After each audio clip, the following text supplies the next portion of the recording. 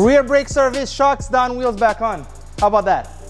Catch me outside. All right, we are doing the brake service. Actually, we're replacing the front rotors also on this BMW F30. Let me show you some tricks to make your life easy and be able to save your brakes and how to get it done quicker.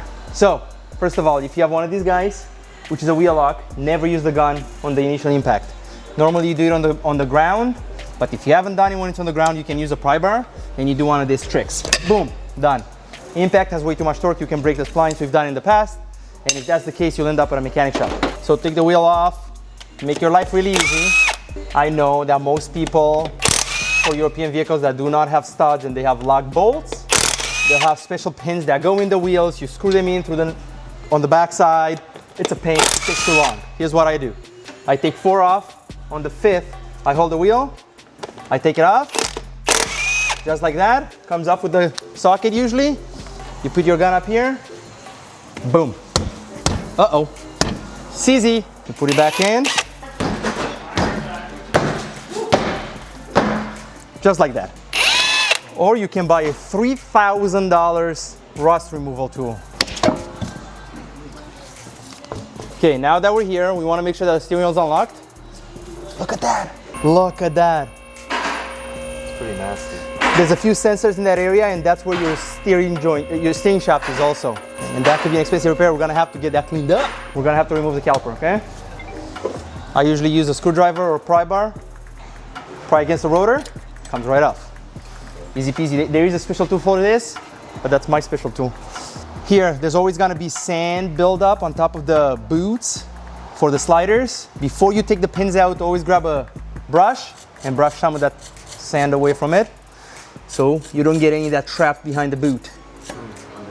Caps come off. Bam! Iron brake jobs are so much fun. All right. I love electric tools. Use them as much as you possibly can so you can conserve time. There's a lot of rust buildup. So the sliders right inside of these rubber boots, and when rust builds up behind the boot, it swells the rubber really tight up against the slider, and it just does not want to slide out.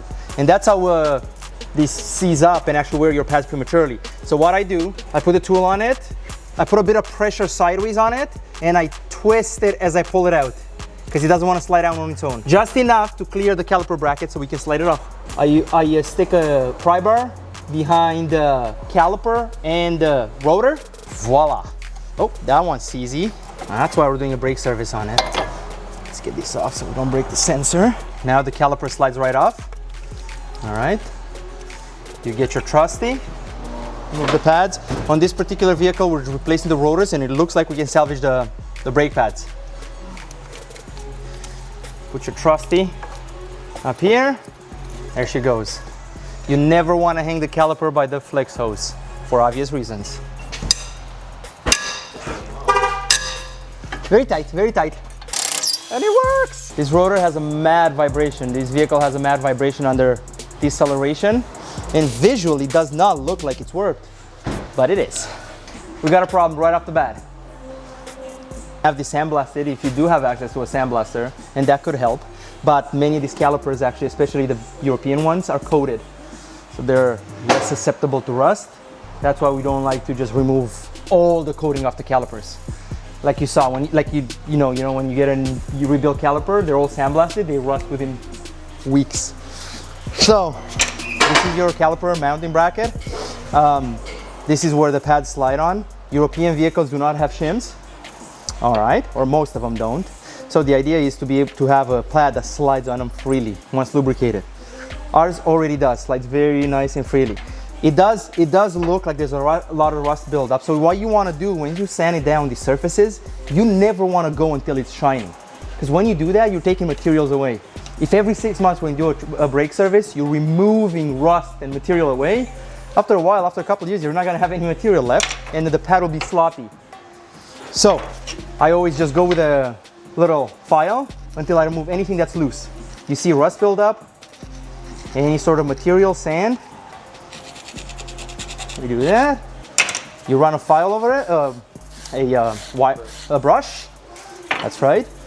Let's see if there's anything else that's loose. That. Anywhere where the pad slides on. You do that. and the pad slides freely. Once you lubricate it, that's it. You don't want to go too far. Like I said, you're removing too much material, then you're gonna have to change your calipers a lot more often. We do that at the top. You always want to confirm that the pad slides freely. Sliders or brackets, don't be too generous with the lubricant. Very, very minimal. Couple reasons. This stuff is not necessarily cheap, especially if you use it on a daily basis. And second of all, if you have more than just a layer, once the vehicle warms up and the rotor starts spinning around, it's going to splash on top of your rotor and it's going to cause your brake pads, it's going to cause a pad soak, and it's going to cause you to wear out prematurely or have less than ideal brakes. So don't be too generous, be stingy. And in this shop, we do not use anti-seize. We believe in regular brake service. Where would you use anti-seize? You use anti-seize where you work on American vehicles. We don't do that here. Or K20s. European cars, beautiful vehicles. They have a little set screw here. Let's see how steady that screw is. Because European cars do not have studs, they have bolts. If you didn't have that set screw, the rotor would be flopping around every time we take the rotor, uh-oh. They never seize, except this one time. Right, that would happen. Your rotor would be floppy, be hard to put the wheel on. So like I said, visually they look fine, but they're heavily worked. If you did have a lathe, you could cut the rotor. It's just the cost of a rotor. If it's not too bad, again, you can use a wire wheel. We do have a special disc. If there's a lot of rust and corrosion buildup, you can use one of these guys. You put it over, and you're done. Let's see, fits. Ooh, so nice. This is Zimmerman rotors, our favorite rotors. And you have to torque this, torqued. Like that. That was a joke. That's a joke. Don't bother torquing that. Don't be that guy. As you can see, there's lots of material left on this pad. We replaced the rotors because they were warped. That's what customer opted for. There's lots of material on the pad. There's no point in replacing them. So what we do, because this pad will take the contour of the rotor, if you put new rotors, you want a new surface to mate on. So what you do, you find a flat surface, you take a piece of sandpaper, not too fine, not too coarse, and you go back and forth, and you take a look at it, and now we go the other way.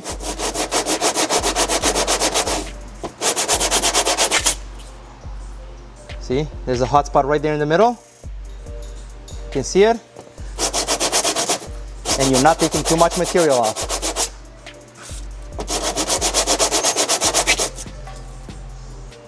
Perfect. Okay, we're putting the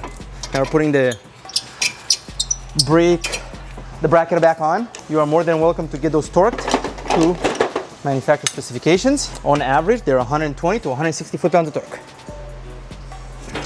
This brake pad has a brake pad wear sensor on it, and that is fused into the pad. So we're gonna have to disconnect it from this little box here, because you're not taking that out of the pad. You could replace it if you want to. Look at that grime from the road. That is nasty. Wow. Salt man in Canada. I will do that to you. Same thing. Remember, this is not advice for a race car or performance vehicles. This is a daily driven vehicle. Pretty good. This is where we're talking about those sliders, remember? So here's what you do, because just by turning and they don't go anywhere, they're seized. You put a bit of sideways pressure on it, and as you're turning it, you pull down on it, or you pull out,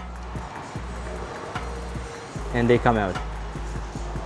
Because the rust builds up behind this boot, and they swell up against the slider. The pin, you clean it out, and if you have this problem with the boot, that's the trick. So that's your caliper. Let's take this off to show it. That's your caliper assembly. This rubber boot sits inside of it, this hole, and the slider goes through it. It's pretty tight clearances. Rust builds up around this hole on the caliper, and it swells and pushes up against the rubber, therefore pushes up against the slider. And they get very, very stiff. So you get the boot out. There's a couple ways of doing it. Sometimes it's sticky and it takes a bit of a convincing. And then you clean out the hole, and you clean out the rubber, lubricate it, put it back in. I don't know if I've mentioned this word before, but it's called the trusty. You get your trusty. You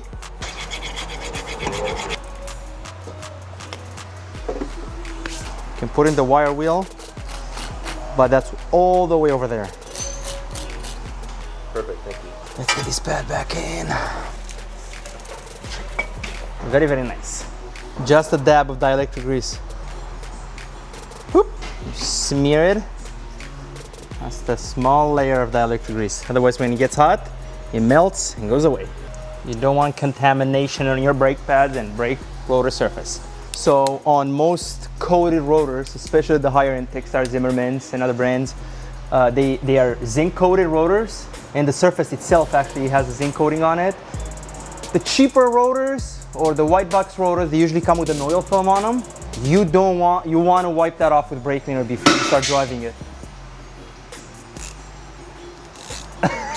So on this particular one, normally if it's a brand new rotor and it's untouched, brand new pads, you wouldn't have to use any brake cleaner. But this one, we have a bit of stains from my gloves. We want to take that off before you start driving it so you don't contaminate the pads. Pat it back in. Final spring, the rattle clip. We take our trusty pry bar. This just takes a bit of practice. But just like that. Whew, almost got dirty. I thought I got dirty. Okay, once I'm done with the job, I always like to go over everything. I call that triple checking. So I just put my hands on it and visually do a rattle clip, brake pad wear sensor, connected, clipped in, caliper mounting, bolts, pins, and caps. Done. That way you just, trace your steps back. That way, if you forgot anything, you can go back and fix it. Here you have it. Our finger stains, boom, boom, boom. Done. I use fluid film. Just a very thin layer on the hat, prevents corrosion buildup and rust buildup. Remember, brake service should be done every 6 months. You don't expect this to last you 5 years. Take the center cap off. Wow, this one's pretty rough, eh? Hopefully we'll make it. Take a wire brush and you clean the bore of the wheel if it's not too bad.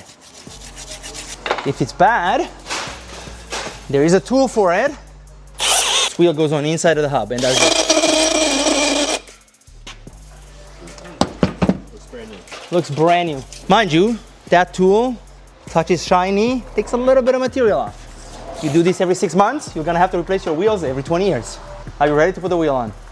Here's how I do it. Brad! I got one of my bolts set on the socket. I put on the hoist arm. I get the wheel, put it on, spin it, align it. You align it with your holes, and you thread it in a couple threads with your hand. With your hand. Now that wheel's going nowhere. You get your gun, you snug it up, and you're off to the races. And just like that, we have done a brake service on a BMW F30. Same service goes for Mercedes, Audi, Mini Cooper, and any other vehicle that have floating calipers.